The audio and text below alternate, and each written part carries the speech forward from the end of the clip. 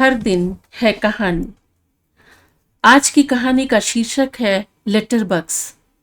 लेखक सच्चिदानंद हीरानंद वात्स्यायन अज्ञेय। ये कहानी इलाहाबाद में 1947 में लिखी गई थी। आवाज प्रज्ञा पांडे की। शरणार्थी कैंप में मेरा अपना कोई नहीं था, पर जिन जिन अपनों का पता लेना चाहता था, प्रायः सभी का कोई न कोई साथी वहां मिल गया और सबकी खबर मुझे मिल गई थी। कितनी बड़ी से बड़ी दुर्घटना को मनुष्य न कुछ करके निकाल देता है, यदि वह कह सके कि मेरे अपनों की कोई क्षति नहीं हुई। मैंने कैंप के बाहर निकलकर कई एक चिट्ठियां लिखीं, कुछ जिनके पते मिल गए थे उनको, कुछ अपने और परिचितों को जो उनके बारे में जानने को उत्सुक होंगे। सब पर पते लिखे और जेबी डायरी में से टिकट निकाल कर लगाए और डाक में छोड़ने चला गया। छुट्टी का दिन था, पर मुझे डाकघर से कुछ लेना नहीं था। कैंप जाते हुए मैंने देख लिया था कि रास्ते में वहां डाकघर पड़ता है, ताकि डाक जल्दी से निकल जाए। छोटी जगहों में लेटर बक्स से डाक निकलने में 1-2 दिन की देरी तो होती है, अधिक ना हो। छोटी जगहों में कोई त्वरा का बोध ही नहीं होता। बड़ी जगह में ही यह धुन होती है कि सब कुछ जल्दी हो, तेजी के साथ हो, क्योंकि हर किसी को काम है और हर काम जरूरी है और हर जरूरत तात्कालिक। डाकघर पहुंचकर देखा, लेटर बक्स के मुंह पर टीन का जो ढक्कन लगा रहता है वह टेढ़ा होकर मुंह में ऐसा फंसा है कि चिट्ठी भीतर डालना मुश्किल है। चिट्ठी फंसकर रुक जाती है। कोशिश करके देखा, एक एक चिट्ठी को मोड़कर भीतर घुसाकर और हाथ डालकर अंदर कुछ देर तक ठेल देने से फिर वह भीतर जा गिरती है। भीतर फर्श पर गिरने की आवाज खिश सुनाई देती थी। मैं चिट्ठियों को एक एक करके डालने लगा। देखा, मुझसे कुछ दूर पर एक छोटा सा लड़का मेरी ओर देख रहा है। मन उस पर केंद्रित नहीं हुआ, यूं ही मैं उसकी ओर देख मुस्करा दिया। बच्चों के लिए लेटर बक्स ताजमहल और पिरामिडों से कम पात्रता नहीं रखता।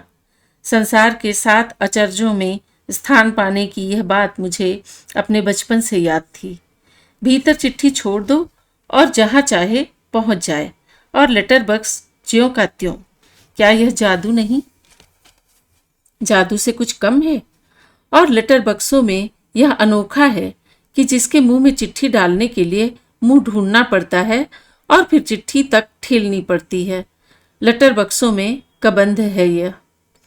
लड़का मेरी चिट्ठी डालने के व्यायामों को देख रहा होगा। अस्पष्ट ढंग से यही सोचते हुए मैं उसकी ओर देख मुस्करा दिया। अंतिम चिट्ठी छोड़ता हुआ मैं फिर चेहरे पर मुस्कान फैलाकर उसकी ओर मुड़ा।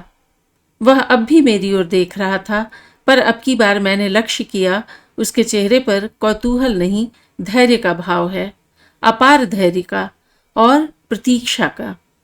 मैंने लेटर बक्स से हाथ निकाला और जाने को हुआ कि लड़के ने जैसे साहस बटोर कर पूछा, जी, इसमें कहाँ की चिट्ठी जाती है? मैंने कहा, सब जगह की। तुझे कहाँ भेजनी है चिट्ठी? बाबूजी को। हाँ, मगर कहाँ? कोई जगह तो हो। कहते हुए मैंने देखा उसके हाथ में एक कुचला मुचला पोस्ट कार्ड भी है। मैंने उसके लिए हाथ बढ़ाकर कहा, देखूं? उसने कुछ अनाश्वस्त भाव से पोस्ट कार्ड मेरी ओर बढ़ाया। मैंने उसे हथेली पर बिल्कुल सीधा किया। देखा कि पोस्ट कार्ड पर तो मोटे मोटे अक्षरों में कुछ लिखा है, पर पते की जगह खाली है। मैंने हंसकर कहा, पता भी तो लिखना होगा पगले। क्या पता है? सो तो बाबूजी बताएंगे, मुझे क्या मालूम। आवाज रुआसी हो गई और मैंने देखा होठों की कोर कांप रही है। मैंने तनिक नरम होकर पूछा, तुम्हारा घर कहाँ है? शेखुपुरे। अब स्थिति बिजली की कौंध की तरह मेरी समझ में आ गई। मैंने उसे ध्यान से देखा। उम्र कोई 5 वर्ष, उजला गोरा रंग, यद्यपि इस समय मैल की धारियों ने उसे छिपा लिया है।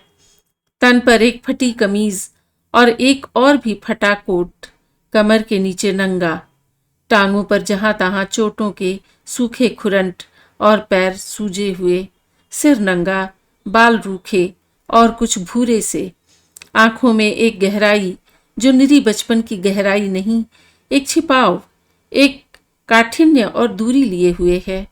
मैंने और भी नरम स्वर में पूछा, शेखुपुरे में कहाँ?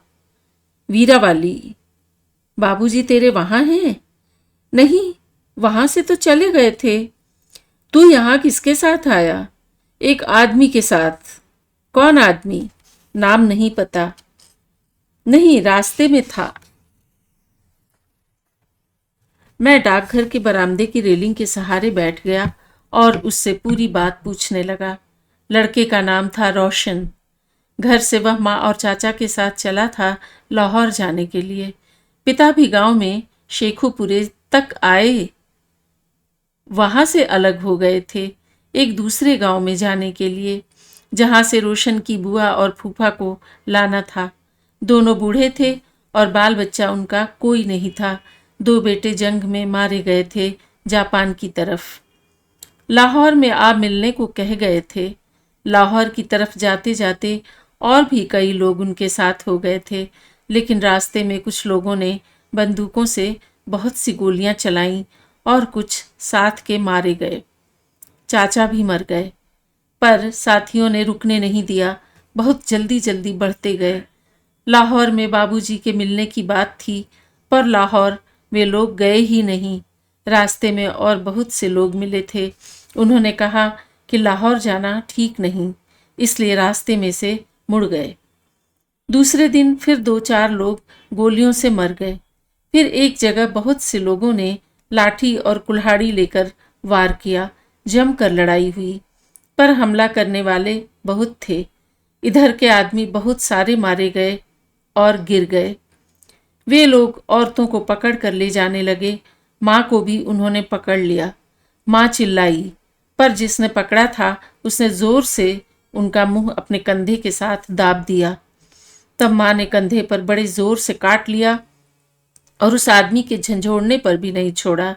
तब उस आदमी ने चीख कर माँ को झटके के साथ अलग करके जमीन पर पटक दिया और कुल्हाड़ी की उल्टी तरफ से मुंह पर वार किया। माँ चिल्लाई तो रोशन ने आंखें बंद कर लीं। खोली तो माँ का मुंह, नाक, चबड़ा कुछ नहीं था। लहू से भरा सिर था बस। और वह आदमी माँ की छाती पर एक पैर रखकर अभी और चोट करता जा रहा था मुंह पर। साथियों ने रोशन को पकड़ा और लड़ते लड़ते भागते चले। दूर गए तो आक्रमणकारियों ने पीछा छोड़ दिया। कुछ औरतों को वे पकड़ ले गए। 8-10 दिन में रोशन की टोली जालंधर पहुंची, पर तब उसमें पहले दिन का एक भी साथी नहीं था। सब नए चेहरे थे और इन्हीं में से एक उसे वहां तक ले आया था। वह कैंप में था, रोशन भी, पर रोशन का जी नहीं लगता वहां और वह बाबूजी के पास जाना चाहता है। माँ तो मर गई। लड़का रोने लगा था, रोता जाता था और कहानी कहता जाता था। मैं और भी कुछ पूछ सकता, पर इससे आगे जानने को क्या था। मैंने कहा, रोशन, तू कैंप में लौट जा और वहीं रह अभी। मैं तेरा नाम और कैंप का पता देकर रेडियो से खबर करवाऊंगा। तेरे बाबूजी अगर सुनेंगे तो तुझे चिट्ठी लिखेंगे और फिर यहीं कैंप में आ सकेंगे, समझा? मैं उसकी पीठ थपथपा कर उठा। और मेरी चिट्ठी? मैं भी तो उन्हें लिखना चाहता हूं। मैं ठिठक गया। हाँ, तेरी चिट्ठी। आगे क्या कहूं? बच्चे से धोखा करना बहुत बड़ा पाप है। मैंने कहा, इस कार्ड को तू शेखुपुरे गांव के पते पर डाल दे। वहां से तो चले गए, बुआ के गांव गए थे, वहीं का पता।